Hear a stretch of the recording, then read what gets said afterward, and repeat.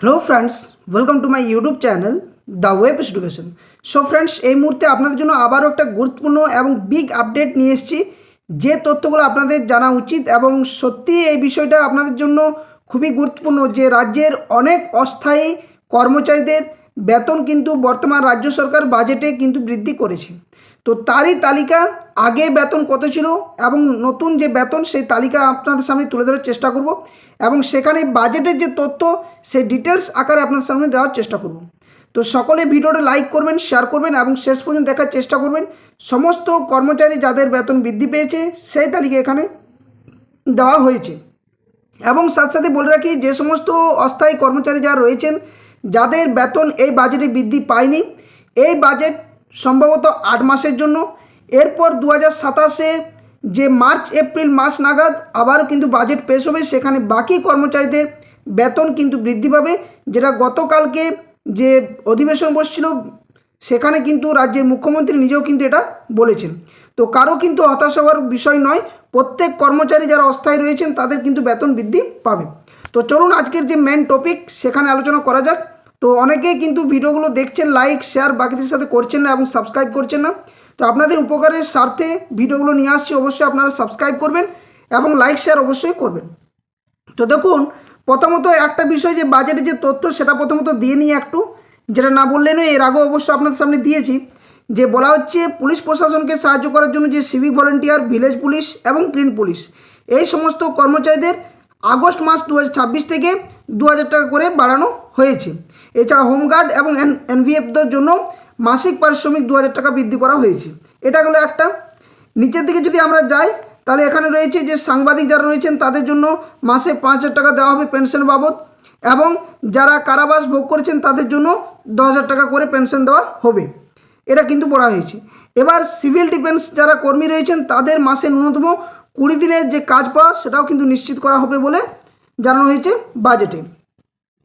Next তারপরে যেটা রয়েছে সেটা হচ্ছে কি না, এই যে আইসিডিএস ও আশাকর্মী যারা রয়েছেন তাদের ক্ষেত্রেও কিন্তু 5,000 টাকা করে বৃদ্ধি করা হয়েছে আইসিডিএস এবং আশাকর্মীদের জন্য।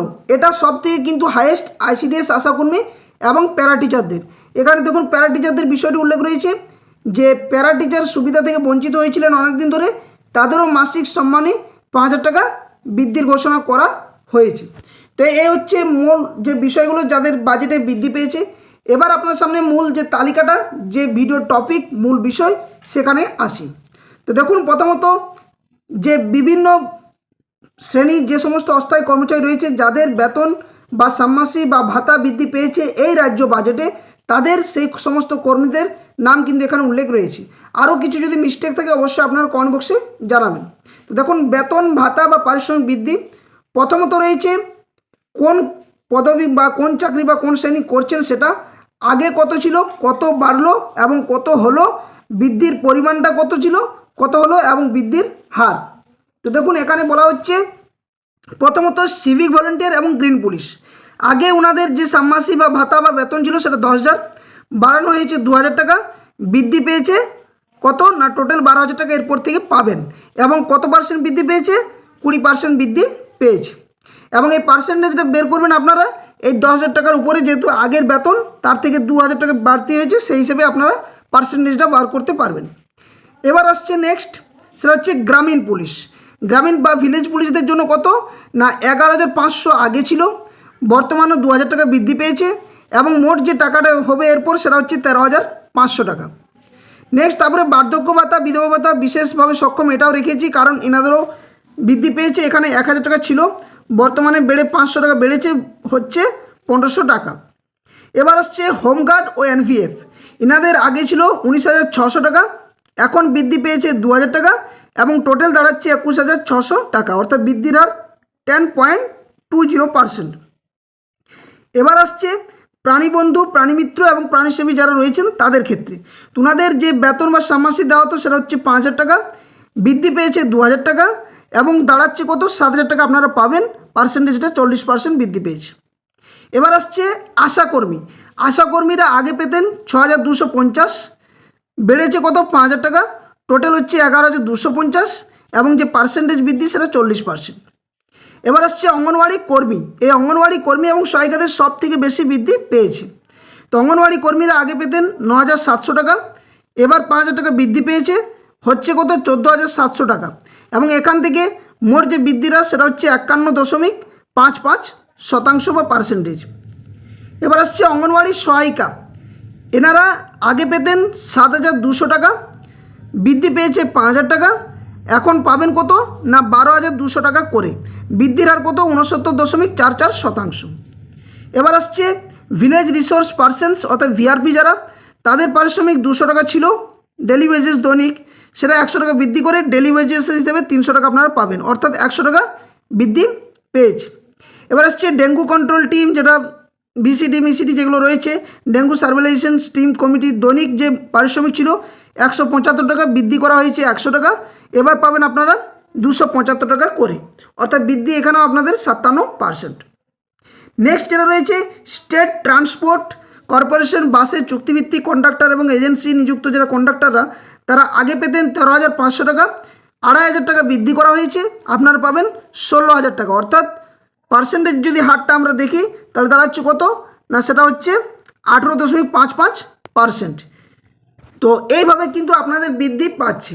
এবার একটা বিষয় ভিডিওর শেষে আপনাদের বলছি যে আইসিডিএস বা অঙ্গনওয়াড়ি কর্মী যারা রয়েছেন বা আরও যে সমস্ত কর্মচারী যারা আলাদা সুযোগ সুবিধাগুলো পান সেগুলো কিন্তু আপনারা পাবেন। এবং যাটুকু খবর পাওয়া যাচ্ছে যে এর থেকেও কিন্তু রাজ্য সরকার আরও বেতন বা ষান্মাসিক বৃদ্ধি করতে চলেছে অস্থায়ী কর্মচারীদের, যাদের বৃদ্ধি পায়নি তাদেরও, এবং যাদের এই যে তালিকার মধ্যে বৃদ্ধি পেয়েছে তাদেরও করবে। সেটা কখন না এই 8 মাস, অর্থাৎ এই বাজেট যে রয়েছে যে সময়সীমা সেই টেনিওরের পরে কিন্তু রাজ্য সরকার তাদেরও কিন্তু আবারও বাড়াতে পারে। কারণ কি, রাজ্য সরকার চাইছে অন্যান্য রাজ্যে যে হিসেবে বেতন ভাতা দেওয়া হয় বা পারিশ্রমিক দেওয়া হয় সেই হিসেবে আমাদের রাজ্য সেটা চালু করার চেষ্টা করছেন। তো এই নিয়ে একটা খুবই বিগ আপডেট এটা, এবং ভালো নিউজ যে এরবার আস্তে আস্তে সমস্ত কিছুগুলো সুস্থ আকারে যে বেতন যে মূল বিষয়টা যেটা ছিল দাবিটা, সে বেতন কিন্তু এরপর আস্তে আস্তে বৃদ্ধি আপনাদের পাবে। তো এরপর আরও কিছু আপডেট আপনার সামনে নিয়ে আসবো পরবর্তী ভিডিওতে। তো তার জন্য সকলে ভিডিওটি লাইক করবেন, বাকির সাথে শেয়ার করবেন। আর যারা চ্যানেল নতুন ভিউয়ার্স রয়েছেন অবশ্যই কমেন্ট বক্সে কমেন্ট করে জানাবেন যে ভিডিওগুলো কেমন লাগছে। আর ভিডিও ডেসক্রিপশন বক্সে official Telegram channel link, official Facebook পেজের লিঙ্ক দেওয়া রয়েছে, সেখানে যুক্ত হয়ে যাবেন, ওখান থেকে সমস্ত তথ্য পেয়ে যাবেন। যারা ফেসবুক পেজ থেকে দেখেন তাদের ক্ষেত্রে বলবো যে আপনার ফেসবুক পেজটি ফলো করে রাখবেন, ওখান থেকেও এই ভিডিওগুলো আপলোড করা হয়ে থাকে, ওখানে ফলো করে রাখবেন, সেখান থেকেও নিয়মিত আপডেট আপনারা পাবেন। তো এই হচ্ছে সম্পূর্ণ যে তথ্য, আজকে যে কত আগে ছিল কত বাড়লো এবং আরও পরবর্তী ক্ষেত্রে কি কি সুযোগ সুবিধা আসতে চলেছে সে তথ্য কিন্তু আপনার সামনে তুলে ধরার চেষ্টা করব। তো পরবর্তী আপডেট পাওয়ার জন্য অবশ্যই চ্যানেলের পাশে থাকার চেষ্টা করবেন। ধন্যবাদ, জয় হিন্দ, সকলে সুস্থ থাকুন, ভালো থাকুন।